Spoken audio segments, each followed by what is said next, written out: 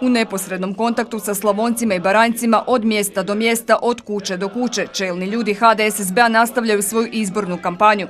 U 5. izbornoj jedinici čelnici stranke predvođeni su predsjednikom Draganom Vulinom, a u 4. utemeljiteljem HDSSB-a Branimirom Glavašem. Za razliku od lijeve i desne koalicije političkih stranaka naglašavaju da su oni u koaliciji s narodom, da će s narodom odlučiti i o izbornom pobjedniku, te da su ovi izbori odlučujuća politička bitka za Slavoniju i za svoj dom. Moramo se izboriti, jer nema nam opstanka drugčije ako se ne izborimo. Prazna sela ostaju u poljoprivredu, ništa ne ulažu. Ništa. Slavonija je zapostavljena skroz, to se vidi i zna. Mladi iseljavaju, sela ostaju prazna, sve jasno. Znači nešto se mora poduzeti moramo imati svoju neku regionalnu stranku.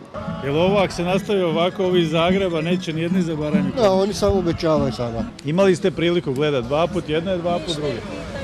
I šta gledali smo, nisu slušali ono što smo im govorili u interesu Baranje, Slavonije i radili su po svom. Umjesto da su slušali što im je Kraljičak govorio o poljoprivredi, što se progovaralo u Saboru, ništa nisu slušali. Bilo mi drago da se promijeni stranka.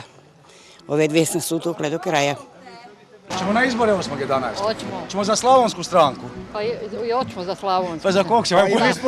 Pa za kog ćemo? Sad imamo svoju slavonsku stranku. Svako za svoje. A mi za naše. Tako je. A šta Bog da? Šta Bog da. Koliko bude, što ne bude, nema. Biće dosta, samo naši ne glasaju za nas i to je to. I to je to. Da, sve najbolje. Da smo svi složni, onda bi glasali za našu Slavoniju. Tako je. Biće. Pa normalno za Slavoniju i Baranju. Pa za Baranju za koga? Pa za Slavoniju, da šta i Baranj. Hoćete nas podržati? Hoću. Zna se. HDSSB. Čujete, HDSSB je jedino za nas tu. Uvijek za svoj dom, za HDSSB. Glasat ćemo za njih. Sigurno za našu Slavoniju, za koga bi drugog. Za naše, sigurno. Normalna stvar, pa Slavonija za Slavoniju. Znači imamo prođu 100% u vašoj kući. Da. Ja sam za vas uvijek glasala i glasat ću i dalje. Hvala vam lijepa. Jel idemo za svoje se? Pa za svoje, za svoj dom, za Slavoniju. Ako mi ne budemo, neće niko. Sigurno, svakako, da. Zna se. Ne, ono zna se, znate. Nemamo mi slogan, mi znamo za svoje. Pa naravno za HDSSB ću glasati.